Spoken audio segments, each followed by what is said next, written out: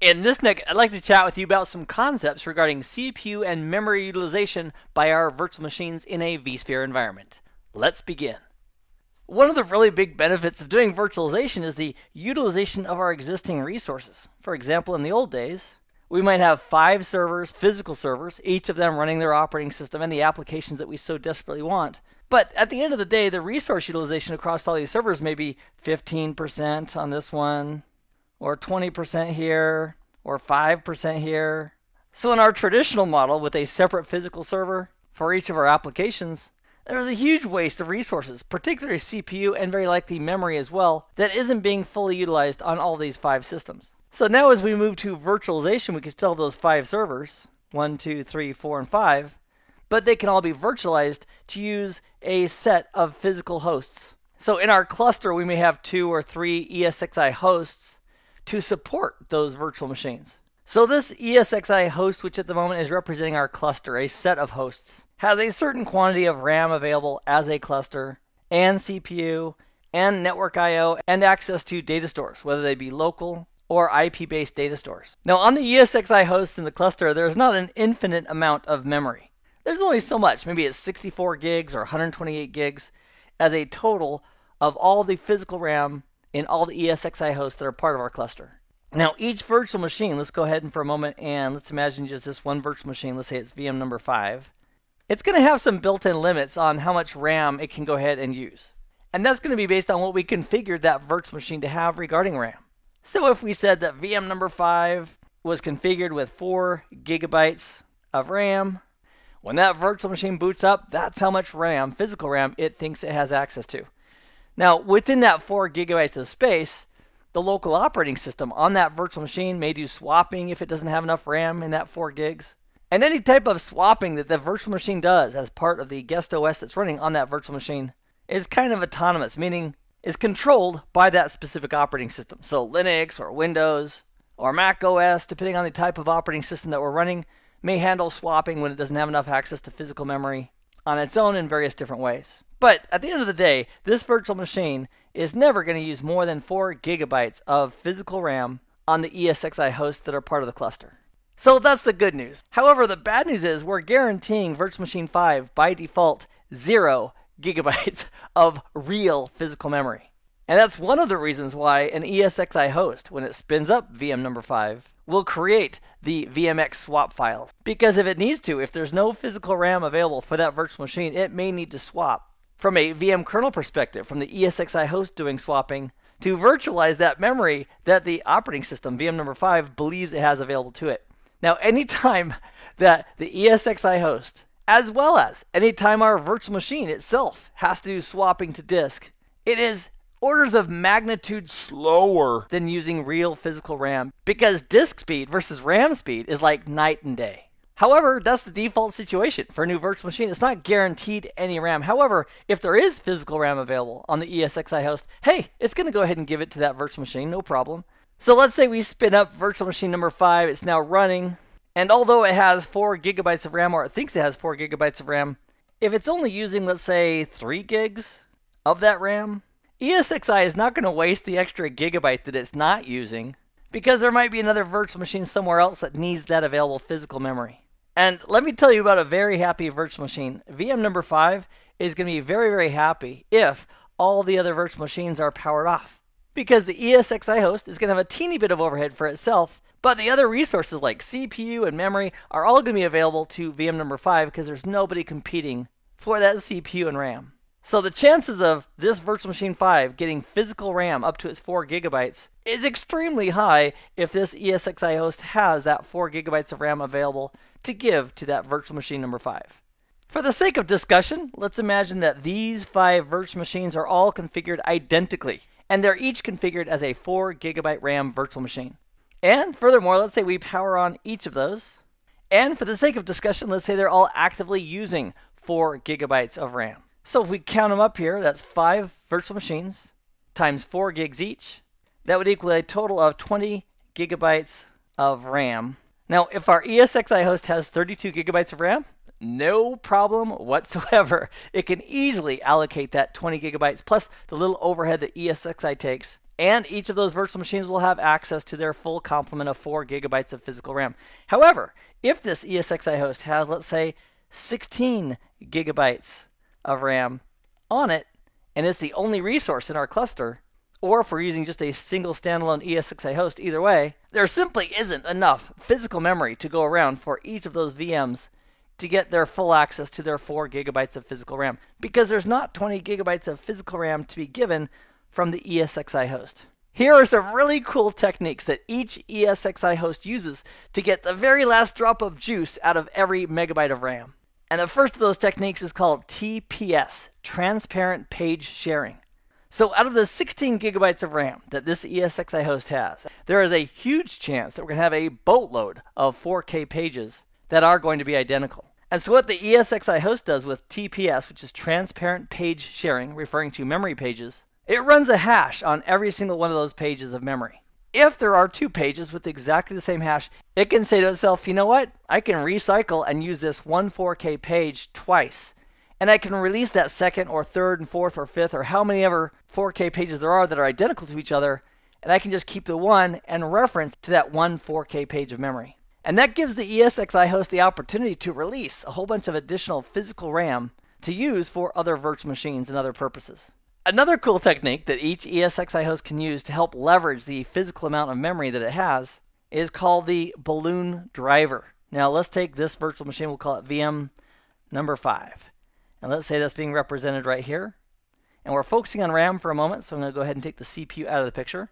And let's say VM number 5 is currently running and it's using 4 gigabytes of RAM. But here's the question. Is all of that memory, that 4 gigabytes, is it all really actively being used and referenced by that virtual machine? And the answer is possibly not. And so if this virtual machine is running VMware tools, which by the way is very important. So as part of deploying a virtual machine, we'd want to go ahead and logically mount the CD-ROM that has those VMware tools and install the VMware tools on that virtual machine. And then of course, once we have a perfect quote-unquote virtual machine, we could create a template from it and simply then create from that template. But the reason I bring up VMware tools in combination with the balloon driver is because the balloon driver is incorporated as a component of the VMware tools. And here's how it works. The VMware tools, which are currently running on VM number 5, it can identify how actively memory is being utilized. And if our ESXi host is running low on physical memory, what it can do is instruct that balloon driver to go ahead and inflate. And when you think of the balloon driver, think of like an application that's running on the VMs. And as the balloon driver inflates, it's basically telling the operating system on the local VM, just like an application would, hey, I need more memory, I need more memory. And the balloon driver may go ahead and take, for example, let's say just 1 gigabyte. Now, it won't arbitrarily just take a gigabyte. It'll identify, okay, how much memory here is not really actively being used. And it can go ahead and inflate to that amount. Because unfortunately, if the balloon driver said, hey, give me 3 gigabytes of memory, and the operating system on that guest VM needed 2 or 3 gigabytes to actually function and run the applications, if the balloon driver is taking most of its memory or a lot of it, the local operating system is going to have to do local swapping to disk, and that's going to slow that virtual machine way, way down. But the idea or the goal of that balloon driver is to go ahead and consume memory that isn't actively being used by that virtual machine. And in this example, if the balloon driver takes 1 gigabyte, it can go ahead and hand that back to the ESXi host and say, hey, I got your back. So here you go, Mr. ESXi host. Here's a gigabyte of physical RAM that is no longer needed by this virtual machine. Here you can have it back as a resource to allocate to other virtual machines that may need that physical memory. Another trick the ESXi host can play is called memory compression. So it can analyze memory that's currently in use, and if it calculates that it can get at least a 50% compression of that memory, and there is a hardship for physical memory, meaning it's in short supply, it can also do memory compression. And for individual ESXi hosts, we can go into the details of an ESXi host and say don't do memory compression, but by default, it's a feature that the ESXi host can fall back to in the event of a shortage of physical RAM. And then last, and also least effective, is swapping by the ESXi host. And sometimes that's referred to as VM kernel swapping. It's where ESXi itself is using the vswap files for a virtual machine to emulate the memory that that virtual machine believes it has available and is using. And the reason this is at the bottom of the list from a performance perspective is the most devastating. Because disk speed, especially for physical platters, is so much slower than accessing physical RAM. So the concept of oversubscribing is great in the concept that we could have 5 virtual machines, all leveraging one physical host, an ESXi host. But at the same time, if that ESXi host, or in a cluster, if that group of ESXi hosts doesn't have enough physical RAM to support the real needs of those VMs, ESXi will do its best with transparent page sharing and balloon drivers on the VMs with VMware tools. But at the end of the day, if there's not enough physical RAM, there is going to be some performance impact on our virtual machines. So the question might be asked, well, Keith, what can we do? Let's say we have a virtual machine, VM number 5, and we absolutely want to guarantee that virtual machine certain quantities of physical memory, not virtualized swap stuff, but physical memory for that virtual machine. Can we do that? And the answer is absolutely yes. On a virtual machine by virtual machine basis, and we can also build this into a template. We can go ahead and change the default reservation for memory from 0, which is the current default reservation, and we could change it to, for example, 1 gigabyte. And what that means is, when this virtual machine number 5 is powered on, it's guaranteed to get at least 1 gigabyte of physical RAM on the ESXi host that it's currently running on, because it's been set up in a reservation on that virtual machine regarding the physical RAM. So this item of reservations, it actually means guarantees.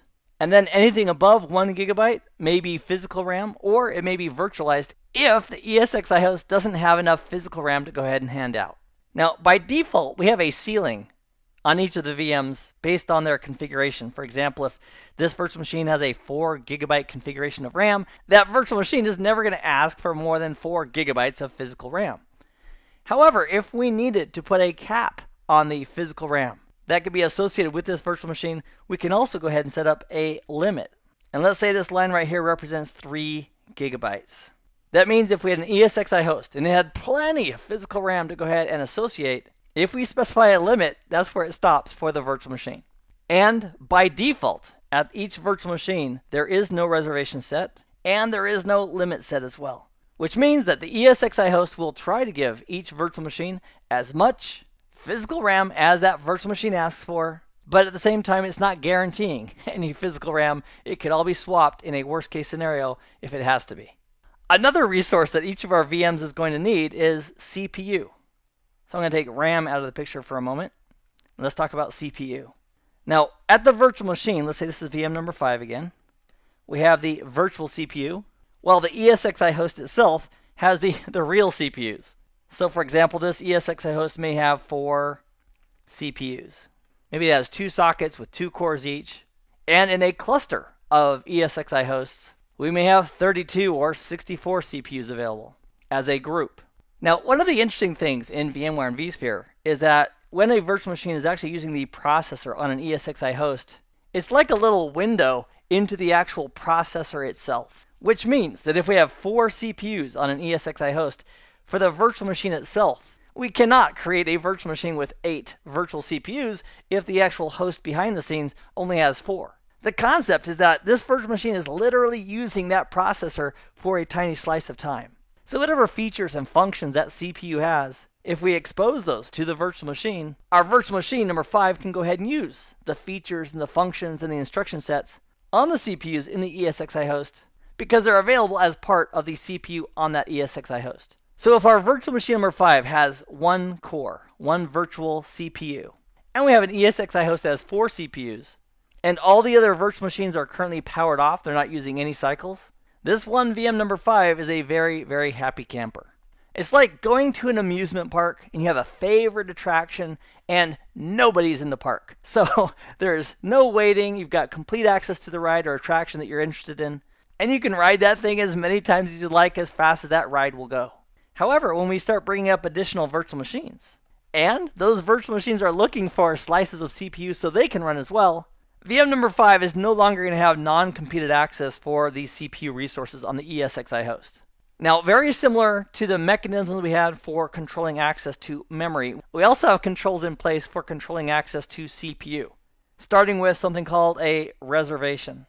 And again, a reservation is a guarantee. In the case of CPU, we can guarantee, for example, 1 gigahertz of processor to a specific virtual machine. And if we gave that reservation of 1 gigahertz of processor to VM number 5, that means that no matter what else is going on, vSphere is prepared to allocate a full gigahertz of CPU resources to that virtual machine. And let's say for discussion purposes that we have dozens of virtual machines, and we've guaranteed each of them with a reservation of 1 gigahertz each. We can create dozens and dozens of those VMs. However, as we start to bring them up, once we go to the tipping point and we try to bring up a VM where the reservation on that VM is no longer guaranteed because it's not available, vSphere will not let us bring up that VM because it cannot guarantee the reservation associated with that VM. And that applies to reservations for both memory and CPU. We can also set up a limit. And a limit is nothing more than a ceiling of how much CPU a device can use. So if we set the limit, for example, for VM5 to 3 gigahertz, even if we had hundreds and hundreds of gigahertz available inside the cluster, if we set a limit of 3 gigahertz, that's the top limit for that virtual machine where that limit is currently set. In this case, it's VM number 5. And the question might be asked, well, with memory, we had these techniques to get the most out of memory. What do we do about CPU? Well, because VMs are literally using the CPUs, you can't really emulate CPU. You either have it or you don't. So if you need more CPU, we could bring in additional ESXi hosts as part of the cluster, and that's how you and I could increase our resources available as part of that cluster, is by bringing in additional ESXi hosts, and as they become part of the cluster, DRS could go ahead and move existing virtual machines across those new ESXi hosts. Or you and I could manually migrate VMs from one ESXi host to another.